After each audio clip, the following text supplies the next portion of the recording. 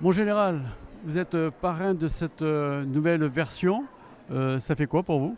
Alors, c'est toujours un honneur d'intervenir aux Journées de l'Excellence en tant que grand témoin pour pouvoir partager mon expérience, mes valeurs, ce que j'ai vécu depuis le plus jeune âge pour arriver, pour illustrer le parcours que j'ai suivi et arriver là où j'en suis aujourd'hui. On peut brosser rapidement votre parcours scolaire jusqu'à aujourd'hui.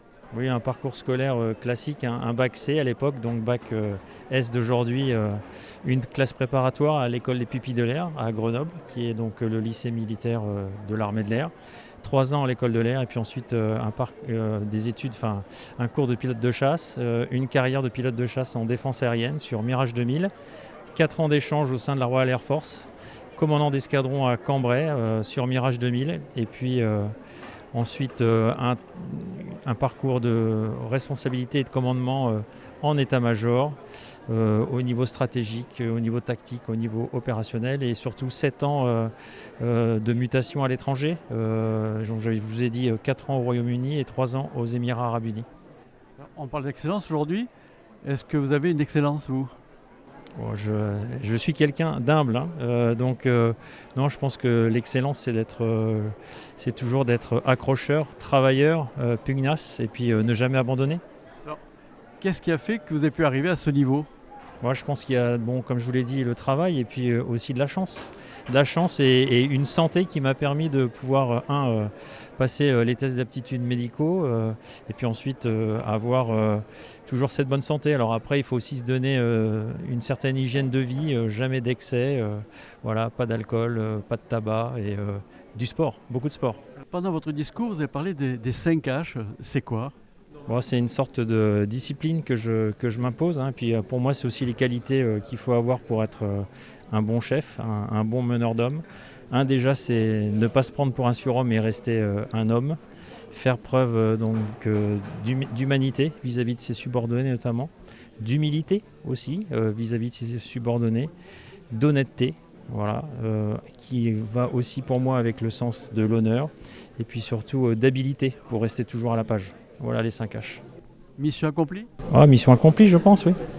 Monsieur le recteur, ces rencontres d'excellence, c'est quoi?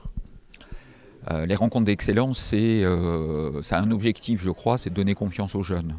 C'est essayer de susciter cette étincelle qui leur permet de voir l'avenir avec à la fois sérénité, mais aussi avec volonté, pour qu'ils puissent profiter des opportunités qui se présentent, mais aussi travailler, parce qu'il faut les deux, il faut des opportunités et il faut travailler. Mais surtout, ce qu'il faut, c'est avoir confiance et que ces jeunes sachent que les adultes, nous, moi, en tant que recteur, j'ai confiance en eux et que je sais qu'ils réussiront de toute façon et qu'ils iront au bout de leurs rêves.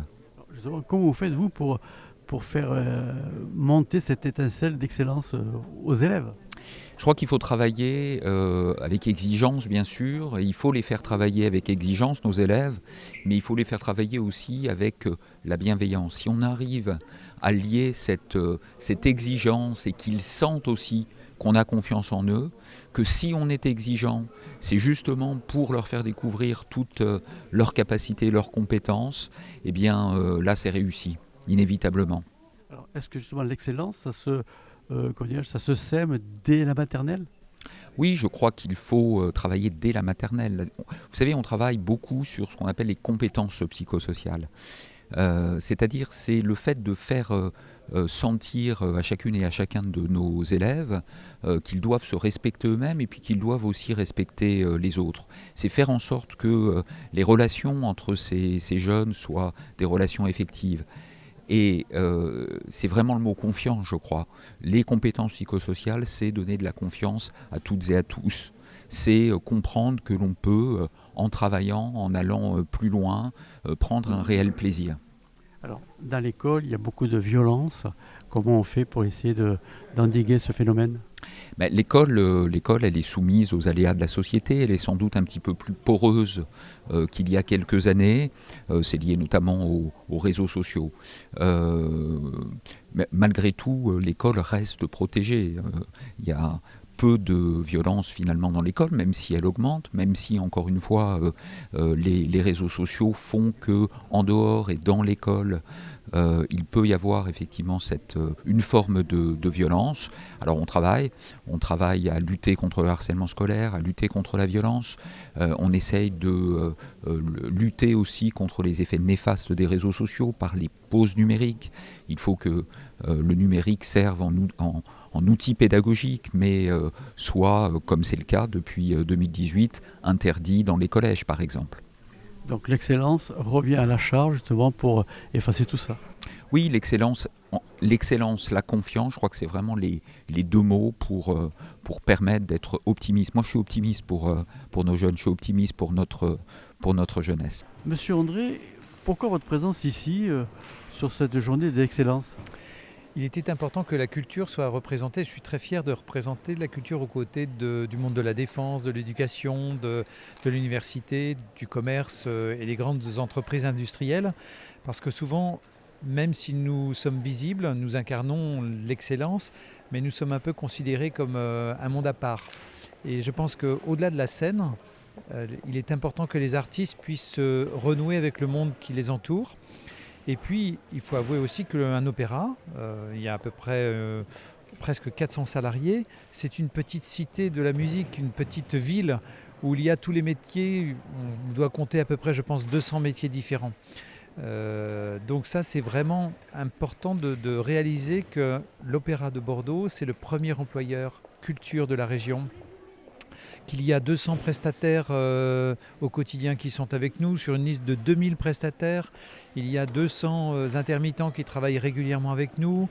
En fait, on est un peu le vaisseau amiral de la culture en Nouvelle-Aquitaine, et je pense que c'est très important que nous en soyons d'abord très fiers et qu'on puisse faire appel aux jeunes pour leur dire tout ce qu'on propose comme type de métier et surtout l'apprentissage. Quand on parle de l'opéra, dessus, c'est très élitiste, c'est cher, c'est pour une personnalité particulière. On sent que vous n'êtes pas venu récemment, parce que quand vous venez dans une salle, vous voyez que la moyenne d'âge et que l'ambiance est très détendue. Au contraire, il y a eu beaucoup de chemin de fait. Vous savez qu'il y a à peu près un tiers de notre public qui a moins de 28 ans. Donc c'est quand même très rassurant. Et derrière le mot opéra, vous avez aussi le ballet. Il y a 4 grands ballets qui sont produits chaque année, beaucoup de concerts, du jazz, de la musique ancienne, des musiques du monde, de la pop. Donc en fait, c'est pas ce qu'incarnait l'opéra il y a quelques années. Vous avez raison, c'était plutôt un lieu de la haute société, plutôt de l'entre-soi. Et encore, ça c'était vraiment un cliché, parce que quand vous alliez dans les salles, vous voyez que l'opéra est très populaire. C'est toujours le cas aujourd'hui. Mais je pense qu'il faut encore plus faire un effort nouveau aujourd'hui, c'est-à-dire non seulement le public doit arriver dans les salles et doit être rempli de plaisir, mais aussi les artistes du chœur, de l'orchestre et du ballet, aller vers les citoyens, aller en dehors de nos murs pour construire des actions en partenariat, en éducation, pour des concerts, la solidarité aussi. Vous savez qu'on propose 5000 places solidaires chaque année, qu'on distribue gratuitement aux personnes vulnérables qui n'ont pas de quoi s'acheter des billets. Et ça, c'est une opération essentielle et vraiment très très importante. L'excellence chez vous, c'est le maître mot, parce que les danseurs, les chorégraphes, tout ça, c'est vraiment de l'excellence au plus haut point. Je dirais l'excellence, mais partagée. Si c'est l'excellence pour nous ou pour un nombre trop réduit, c'est pas nous-mêmes. Nous, ce qui compte, c'est de pouvoir évidemment être très fiers de ce que nous représentons, de la sélection, de tout le travail qui se déroule pour que ce soit un lieu d'émerveillement quand vous êtes face aux artistes, mais aussi de montrer que ce sont des êtres humains comme les autres. Ils ont aussi leurs doutes, leurs échecs, leurs difficultés de santé quelquefois. On ne va pas forcément en parler, mais en fait, il faut qu'on sente qu'on est dans un même monde. Et tout le monde y gagne, y compris les artistes. Alors, comment vous recrutez ces artistes ? Ce sont des concours. Pour le ballet, c'est un concours qui est annuel. Pour les membres de l'orchestre, c'est un concours position par position. C'est-à-dire que, vous voyez, il y a 2 jours, on a fait le recrutement de notre flûte solo. Il y avait 150 candidats. Nous en avons sélectionné une, c'est la règle. Elle a 23 ans, donc vous voyez, c'est extrêmement sélectif.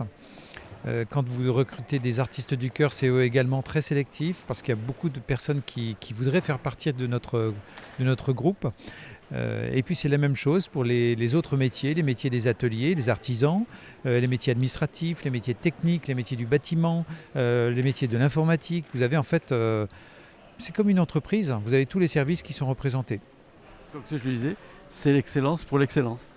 Exactement, parce qu'en fait, tous ces métiers convergent vers quelque chose de magique. Vous savez, l'année dernière, on a recueilli des impressions très très fortes d'un projet mené avec le SPIP, avec le service pénitentiaire d'insertion et de probation.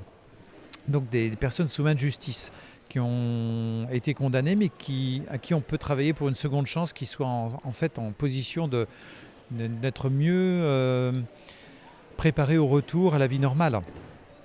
Et on a eu des impressions de leur part qui ont été juste magiques. Ils nous ont dit avec des mots à eux qui on était aussi. Et c'est cet échange qui compte beaucoup pour nous, cette solidarité du milieu artistique avec les milieux qui les entourent. Quand je suis arrivé, par exemple, c'était les grands feux de forêt. Les artistes de l'opéra m'ont proposé, évidemment j'ai accepté tout de suite, de faire un concert pour aider les pompiers, pour aider la famille des pompiers. On est là comme des acteurs d'une société, même si on incarne l'excellence. Madame Meyer, votre association, c'est quoi ? C'est un regroupement de 20 bénévoles qui est unis autour d'une même idée, celle de rassembler des jeunes pour leur permettre de découvrir des parcours, de rencontrer des personnels de tous les métiers. Et c'est une association qui porte vraiment les valeurs fortes de l'égalité des chances pour tous.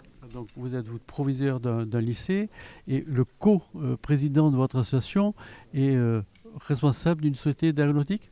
Oui, c'est ça, oui. Moi, je viens du monde de l'industrie. Alors, vous, votre fonction dans l'association, c'est quoi ? Je suis coprésident, en fait, une présidence à deux têtes, en fait, qui représentent le monde de l'éducation et le monde de l'entreprise. Alors, pour monter l'opération comme ça, est-ce que c'est compliqué ? Ça prend du temps ? Ça prend beaucoup de temps, d'énergie, mais pour laquelle on est largement récompensé.